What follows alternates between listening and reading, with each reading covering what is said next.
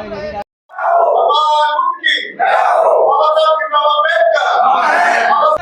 चांद रहेगा, जब तक सूरज चांद रहेगा। सबसे पहले तो मैं अपना परिचय दे दूं। मेरा नाम एडवोकेट राकेश उच्चारिया और हमारे जो फूलबाग अंबेडकर समन्वय समिति है उसका मैं अभी अध्यक्ष हूं। और हर वर्ष की भांति जिस प्रकार से हम बाबा साहब की जयंती हर वर्ष बड़े उल्लास के साथ मनाते हैं, इस बार भी बड़े उल्लास के साथ पूरी तैयारी हमारी। और ग्वालियर का जो मुख्य बिंदु है बाबा साहब का, जो बाबा साहब की जयंती मनाने का, तो यहाँ पर हमारी फुल जोरदार तैयारी है और पूरे जिले में पूरी जोरदार हम बाबा साहब की जयंती की तैयारी कर रहे हैं और धूमधाम से जयंती मनाएंगे हम। किस जगह पूरा कार्यक्रम होता है, कैसे क्या लोगों से आप कहना चाहते हैं, अपील करना चाहते हैं? मैं आपके माध्यम से यही अपील करना चाहता हूं, जो हमारा कार्यक्रम है ग्वालियर जो फूलबाग अंबेडकर पार्क, जो बाबा साहब की प्रतिमा मेन बिंदु है, यहाँ पर हमारा पूरा कार्यक्रम है।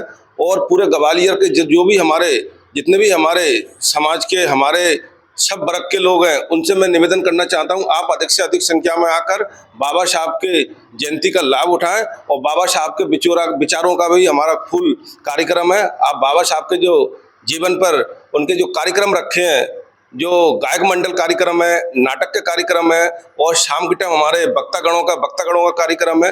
पूरे हमारे बाबा साहब की जयंती पर पूरा आयोजन कार्यक्रम है। उस पूरे कार्यक्रम का सभी लोग आएँ और पूरा लाभ उठाएं।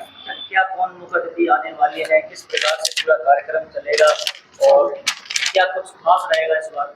सबसे पहले तो हमारा कार्यक्रम सुबह से ही प्रारंभ हो जाता है।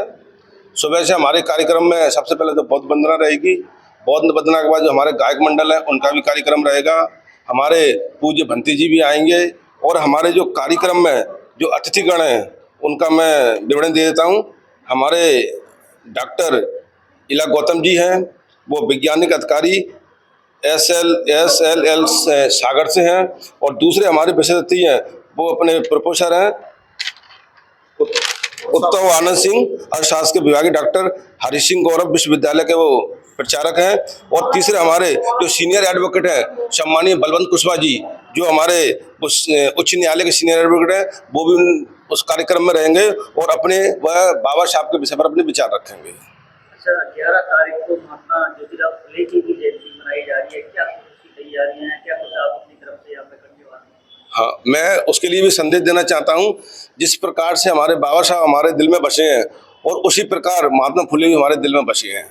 और 11 अप्रैल को उनका एक जो जयंती है, जिस प्रकार से बाबा साहब की हम जयंती को मनाते हैं, उसी प्रकार से हम महात्मा फुले जयंती को भी सम्मान देते हैं, मनाते हैं। और उस दिन बहुत बड़ा विशाल कार्यक्रम रखा जा रहा है, जो है ना हमारे जो फूलबाग ग्राउंड से चल समारोह चलेगा और महात्मा फुले की जो प्रतिमा है वहाँ पर वो समापन होगा। और उसी बीच जो हमारी समन्वय समिति है, जो चल समारोह आएगा, उसका पूर्ण फूलबाग पर जो हमारी बाबा साहब की प्रतिमा है उसके सामने चल समारोह का स्वागत करेगी और पूरा उन लोगों का सबका अभिनंदन करेगी। क्या कुछ ग्वालियर वासियों से कहना चाहते हैं इस बाबत पे, या मैं इस अवसर पर यही कहना चाहता हूँ कि जयंती मनाने का एक ही मकसद होता है। जिस प्रकार से उन्होंने अपने जीवन में संघर्ष किए हैं, चाहे महात्मा फुले हों, चाहे बाबा साहब हों और भी हमारे महापुरुष हैं, तो उनके जीवन से हम जयंती पर प्रेरणा लेते हैं और प्रेरणा के आधार पर भी उनकी जयंती से हम सीखते हैं।